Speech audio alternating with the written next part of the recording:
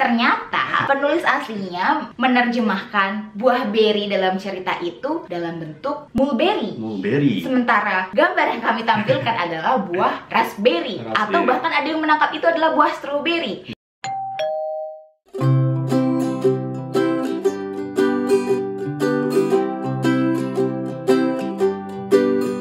Cerita Zekanya.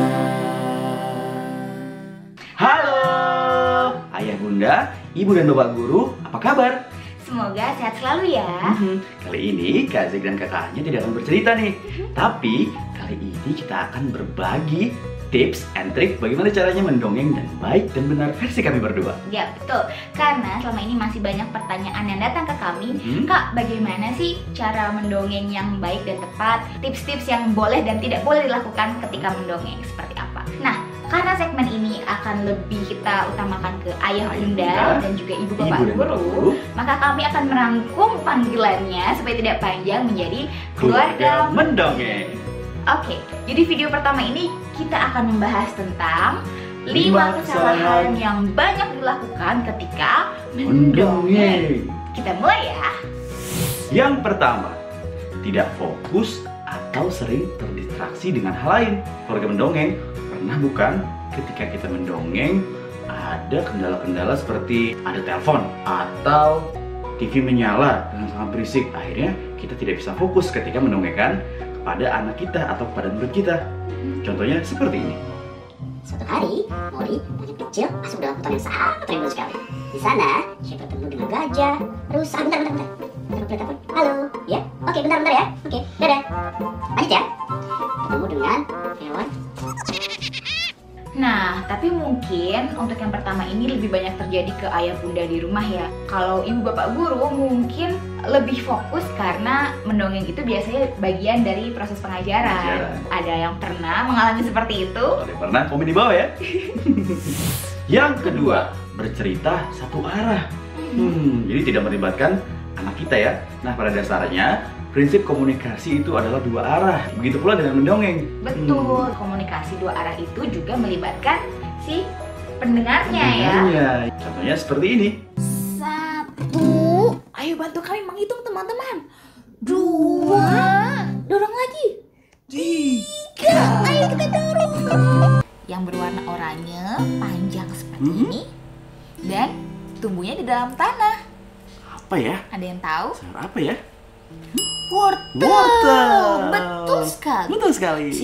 Nah, tadi adalah salah satu contoh untuk melibatkan anak-anak atau siswa ketika mendongeng. Banyak sebenarnya contoh-contoh memancing interaksi lainnya. Misalnya kita menanyakan kira-kira tokoh-tokoh apa saja nih yang menjadi pendukung ceritanya. Misalnya ada si A.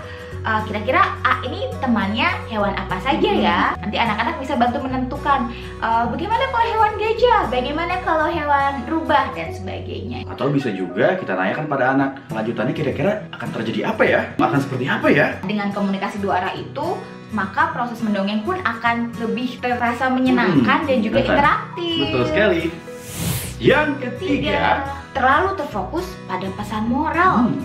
Gak salah sih kalau kita mendongeng itu memang kita ingin menyampaikan nilai-nilai atau pesan tertentu dalam ceritanya.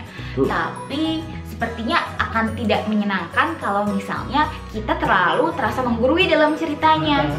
Misalnya pun ada pesan yang ingin disampaikan dalam ceritanya, kita tidak perlu menyampaikan pesan moral lagi di akhir cerita yang membuat ceritanya jadi terkesan kurang menarik ya, karena ujung-ujungnya terasa menggurui bagi anak. Nah, lebih baik keluarga mendongeng kita biarkan anak kita atau siswa kita itu berimajinasi atas cerita yang sudah kita berikan kepada mereka. Betul, biarkan mereka menangkap pesan dalam ceritanya itu sesuai dengan penangkapannya masing-masing. Betul sekali.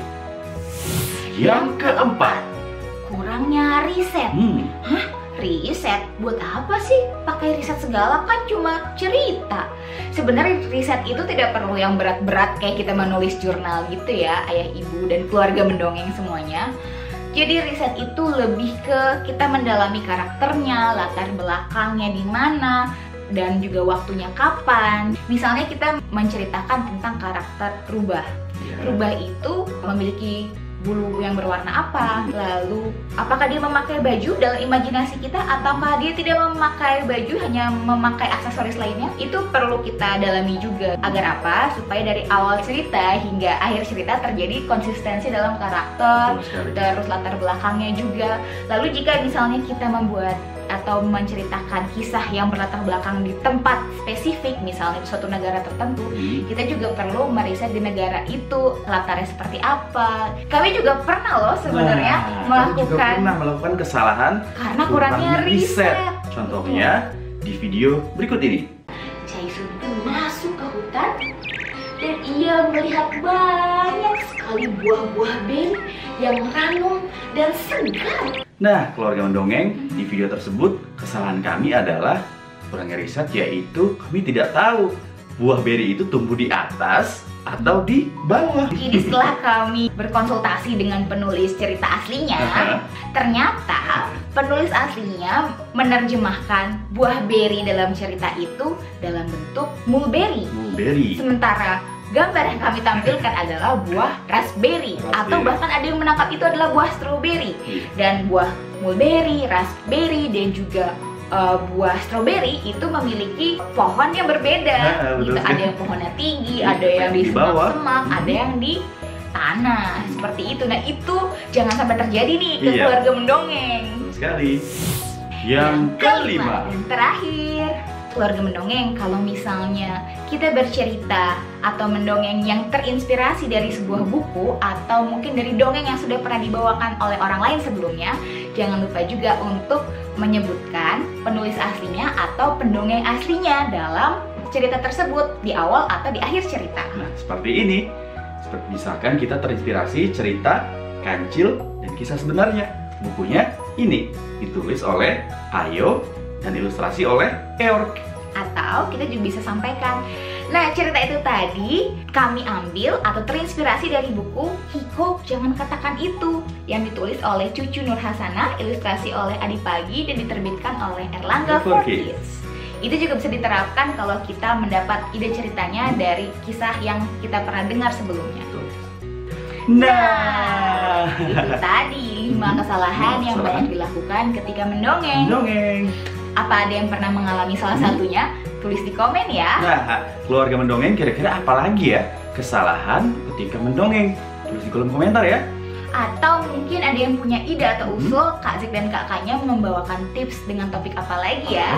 Boleh dikasih tahu juga di kolom komentar. Jangan lupa untuk like, komen, dan juga subscribe video ini supaya semakin banyak juga yang terinspirasi untuk mendongeng dan banyak yang tahu dengan konten-konten positif dari cerita ZK-nya. Sampai jumpa. Dadah.